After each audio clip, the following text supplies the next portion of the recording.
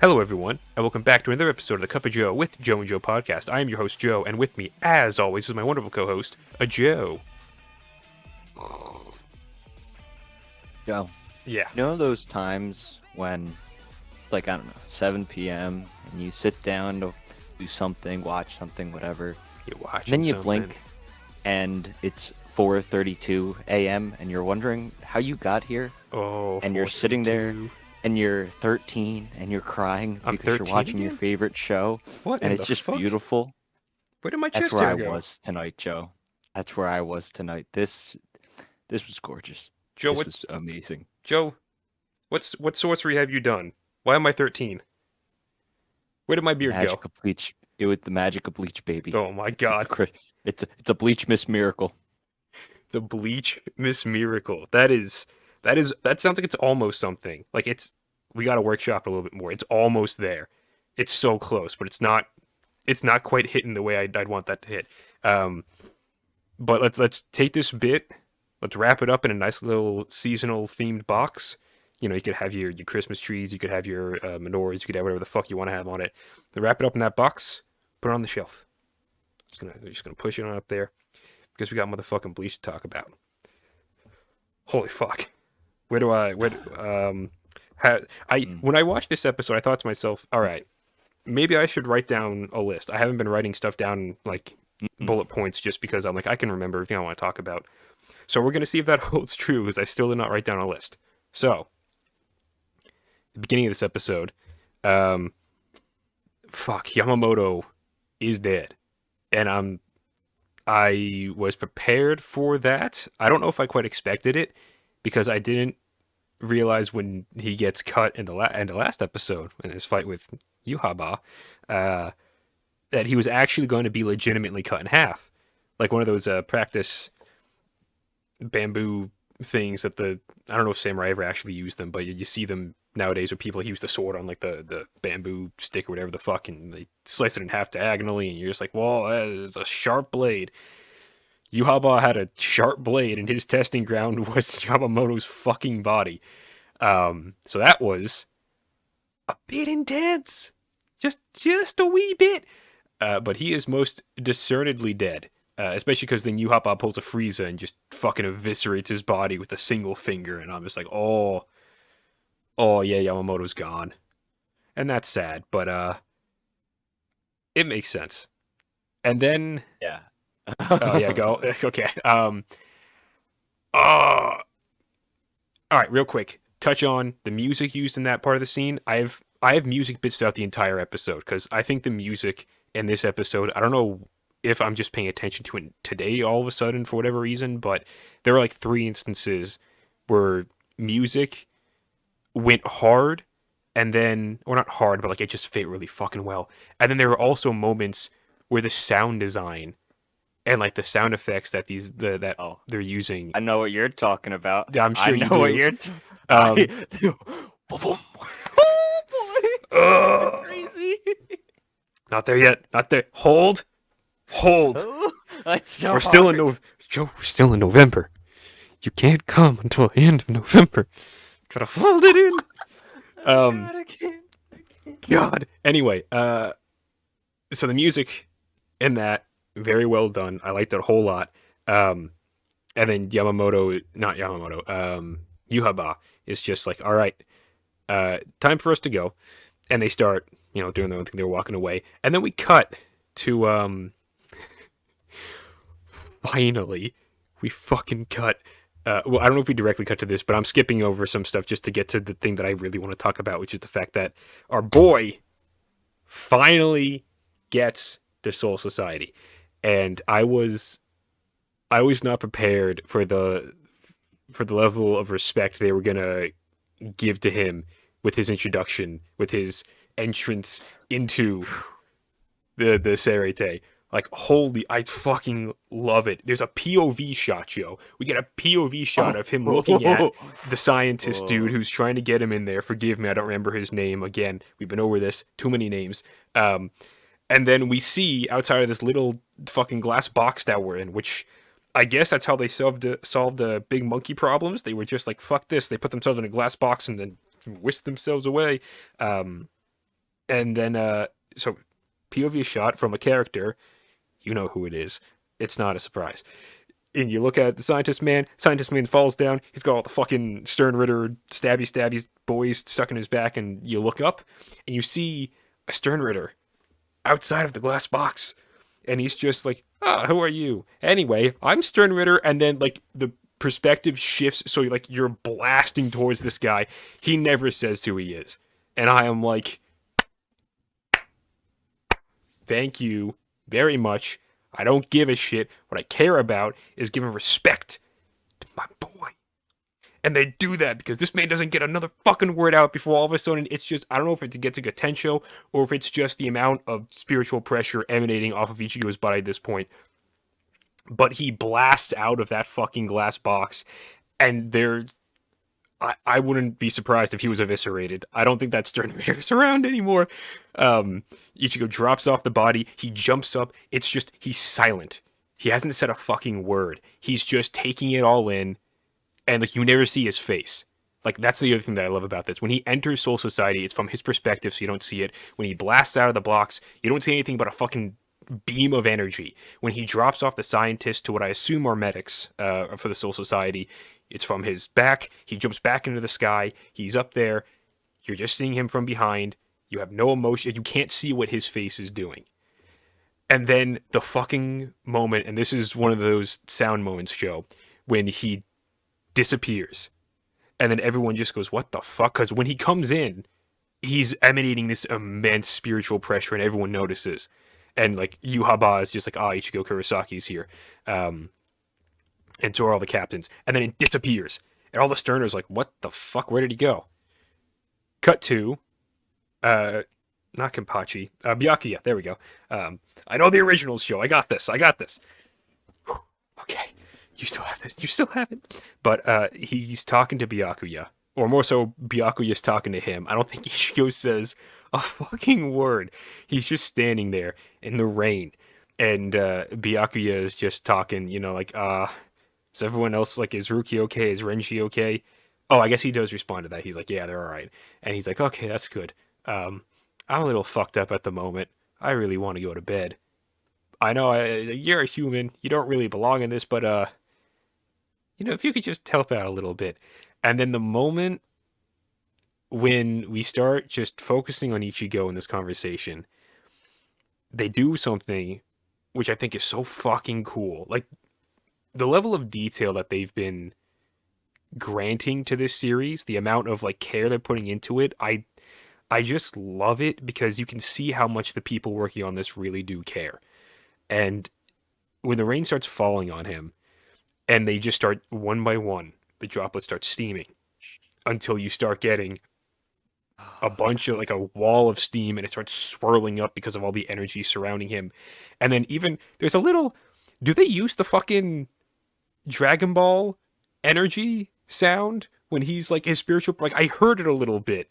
That might just be a similar effect that they were using, but it sounded like they used like almost the exact same thing when he was like quote unquote powering up. And then we cut to Yuhaba and Yuhaba's all right. I wasn't prepared for this. We should probably get the fuck out of here. Takes one step. Immediately, Zangetsu lands in front of him, and he's just like, oh, shit. And Ichigo is there, and he's just like, hey, so, did you do this? And he starts being a little clever with him, and Ichigo's just like, shut the fuck up, did you do this? And then Yuhaba's just like, I mean, yeah, a little bit, mate. I kind of fucking did. What the fuck you gonna do about it, huh? Yeah, you little fucking bitch boy. And then we get some of the coolest fucking imagery for Ichigo that I've ever seen. I've never seen him look this fucking menacing. And we've seen him as a goddamn hollow multiple times, Joe. Across the entire series, across the movies, across the hentais. Scratch that last one. It's incredible. The little like beady red eyes that he gets when all of a sudden his spiritual pressure explodes out of him in his rage. I was like, yeah, we're fucking back, boys. Oh, like we've been back, obviously, but seeing him in this particular state, I'm just like, oh, that is so good. Yeah, the man's angry. There's no other way to put it. He's fucking pissed. And dude, just hearing how long you were talking for, I'm like, yes, Joe, yes, love it. Like, it's so. I wasn't ready for this. How do you do this after episode 6? Like, what the fuck? It's so much, Mm. right? And we get the fight with Ichigo and Yuhaba, and the fight scenes are it's just miraculous. I think the It's coolest thing in this was, we kind of see Ichigo's it's something blue, forgive me, but his Quincy power, and we finally get the hint at his mom, and you mhm. see how fucking angry he looks. Yeah, he's angry and he's also confused. But yeah, the fight in this one I don't think holds a candle to the fight between Yuhaba and Yamamoto, because in that one you can see fucking everything. You see all their movements, their jumping, all that sort of stuff. This one is much more. It's meant to be way more fast paced, and also I think this is just like the introduction. So I imagine they'll have fights many other times throughout the run of Thousand Year Blood War, or who knows, maybe Ichigo will die in the next fucking episode. But the it's very flashy, very like not pun intended, but like it's flashy in the sense that it is very showy, and also it's flashy because it like there's a bunch of flashing fucking lights. You have like the blue of Yuhaba, you have the red of Ichigo, which is how they separate them, and then of course Ichigo has a few other colors, which again drives me nuts because I like one unified thing, but for whatever reason he goes Super Saiyan with his fucking gold aura, and he's got the beady red eyes and like the red Getsuga or the red energy, and then his Getsuga is like black and white, which I think looks fucking dope. But I just like I want them to fucking settle on a color for Ichigo. The Stern Ritter's got fucking blue. The Soul Society has like magenta. That's like the fucking motif they're going with here, and he's like all these other colors. I guess it works thematically, considering that he's like everything in one, as we officially find out in this episode with the hinting at when Yuhaba is talking about his mother, because she was probably a Quincy, guys, if you didn't already fucking know that. But yeah, it's incredibly flashy. The few bits that we do get to see between them clashing look sick. But again, I don't think it holds a candle to the fucking Yamamoto fight that we got last episode, because that had so much incredible animation, and we got to, work through seeing all these different aspects of a Bankai that we'd never seen before. Also, Yuhaba is back to using his fucking dumb blade, and I still have a problem in my head where I'm just like, all these Quincy's have fucking swords, or a lot of them do. Like Pretty Boy, who's like the lieutenant to Yuhaba, has a sword and uses it to chop Getsuga in half, which again, I can't count how many times we've seen Ichigo's sword get cut in half. Like it's just funny to me at this point in time it happens. I think it's like meant to be very like, oh my god, his sword is cut in half and he's devastated. But it's like, no, the devastating thing was the fact that Ichigo very clearly lost to Yuhaba, and then he's like, oh, you don't even know your own fucking family and your history and also this shit and your mother, and he's like, wow, shut the fuck up about my family members, don't you dare start talking about my family to me. And that's like the devastating part. And then the Pretty Boy lieutenant cutting his sword in half is just like, I guess you had to do it, but you could have just, I don't know, knocked him out or something. Like at this point it means nothing to me when you cut Getsuga in half. I'm just like, okay, it's in half again. One thing we skipped over was I really want to know your opinions on this. Is we got introduced to some new characters in the beginning. Oh shit, you're right. I did skip over that. Do you know who they are? Well, they say in the episode, it's the original Gotai 13. It's the original squad captains, and that's something really cool because I like the idea of like what Yuhaba is saying. I don't know how true it is because again, he has a very distinct perspective on the entirety of Soul Society for obvious reasons. But he says you were all just a bunch of killers. That's what you were. And you've all gotten soft because you tried to become something else instead of that. And I just find that very, like, that's really cool, man. To introduce those guys and to then show this other, like the main antagonist perspective being like, yeah, you're all a bunch of fucking maniacs. And like you can't beat me because I've adopted your ways of just being a killer now and you've like left them in the past. You were never going to beat me, Yamamoto. And I'm just like, "Oh my god. This guy's kind of cool." Yeah, it's pretty fucking sick.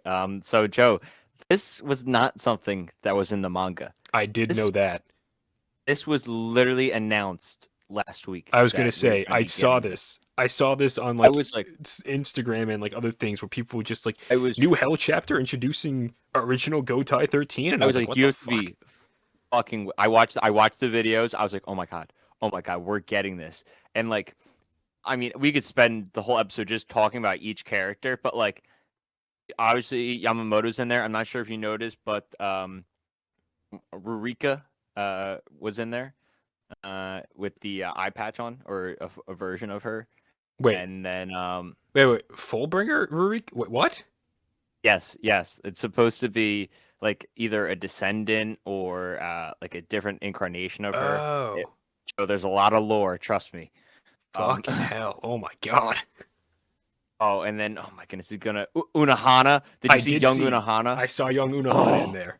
I did oh, see that, so I was bro, just like, okay, so she's been bro. around for a while. I know she plays, or at least she gets way more No, character development in this arc because there's that one panel of her face looking like a fucking horror poster that I see everywhere, and I'm just like, I have no context for this. Good, I want to oh, keep it you're that way. oh, I that's gonna be my favorite part when we get to that. Oh But my god. yeah, man, this episode, I mean, the 13 Court Guard squads was absolutely phenomenal. And yeah, there's lore that they were mercenaries. They were just hired killers. Is basically how it was originally. So them Damn. displaying it so fucking, oh my god, bloody and intense, like it was so tough. And then Sasakibe fucking getting Yuhaba. That fucking love that shit. Jog my mind? I don't know what? And Sasakibe came from behind when Ah, Yamamoto was yes. yes, pierced him. Mhm. I was like, yes, give him some more background. This is fucking tough. Thousand Year Blood War is just secretly the Sasakibe love swan song that they're doing. They're just like, we really like this guy. We're just gonna put him in little bits everywhere, every single episode. A little bit of Sasakibe here, a little bit of Sasakibe there. All the Sasakibe. It was so good. And we get a new ending song too. Like, We get new ending visuals. The song oh, stays the visuals, same. visuals. Forgive me. Yeah, Yeah. And the visuals are beautiful. the visuals are fucking great. They're like the first one was okay. These visuals are on another fucking level to me. I love them. They're so cool. And then I'm not sure if you noticed, but we get the title card at the very end too. Yes. And do you remember what it is? And do you Born in remember the what the last Dark. yes, yes. Yuhaba called him his son. Yeah. I'm assuming that's like a spiritual son because I don't actually believe he's the son of Yuhaba. But then again, maybe I've been wrong this entire time. I don't know how I'd feel about that, but we'll see. So say nothing. It's really hard for me. I'm not gonna say anything, but Joe, is this better than episode 6? Um, I don't know. No, I don't think this is better than episode 6. I like episode 6 a lot because it conveys a history between Yamamoto and Yuhaba, and like it parallels the current fight that they have going on. And there's not a whole lot of just standing around and talking, which this episode does have. Like in the beginning, when Yuhaba is like monologuing to the bisected Yamamoto, that was a lot of just standing around and talking, him explaining shit. When he's got Ichigo down on the ground and Ichigo starts like showing off some of those Quincy powers, the fucking techno blue bullshit on his neck that protects him from shit. Yuhaba does start monologuing or like expositing quite a bit about, oh yes, when you were inside of the fucking Quincy jail, your body started to absorb this spiritual, like you were releasing so much spiritual energy that it was bouncing back and it was awakening something inside of you every time you fucking absorbed it. I was just like, you don't, like, you could have just said we shouldn't have used the prison on him, and then like that would be enough. I don't think we need the whole explanation being like, ah, yes, because then it also like undermines the fact that he brings up, you don't know your own history, your mother. Anyway, gotta go by, and then he just fucks off. It's, I don't know. It's just, there's a lot of expositing and monologuing from Yuhaba, and I think quite a lot of it could just be, like nicked, cut out, whatever the fuck. You don't really need it, and it kind of like, it's kind of too in my face for my liking. So I like episode 6 more, but this isn't bad by any means. It still looks incredible. We get some amazing moments, some awesome sound design, and some really good song usage. So it's still, dude. I think at this point I am enjoying Bleach, the anime, more than the Chainsaw Man anime, and I did not expect myself to be like, before these both aired. I was completely expecting the opposite. I was waiting for Bleach to be a nostalgic trip back and just be like, oh yeah, it's fun to see Ichigo and all this sort of crap again. But I was expecting Chainsaw Man to just fucking blow everything out of the water. It's the fucking reverse for me, and I was not expecting that.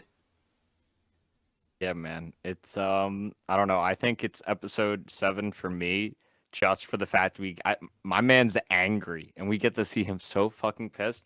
And favorite moment, the whole episode is just that singular moment where he's up in the air and he goes, boom, and just he's gone. Oh my god, I jumped out of my seat. I was like, they did not just do that. Yeah, it's just, they're, you can tell they love making this shit, and I love them for loving it so much. It's so good. I love it. All right, we talked a while on this one, boy. Anything else? Last tidbits you want to throw in there? Or are you good? I'm all good. I've said all the words, and what a good fucking show. So fucking good. So fucking good. All right, so everyone, that's been Bleach episode 7. There's only 5 more left for this season, this half a season, whatever the fuck they're calling it these days. I can never fucking remember. But looking forward to it. As per usual, Resident Bleach Sluts will be signing out from here. And as always, we'll love you, we'll leave you, and goodbye.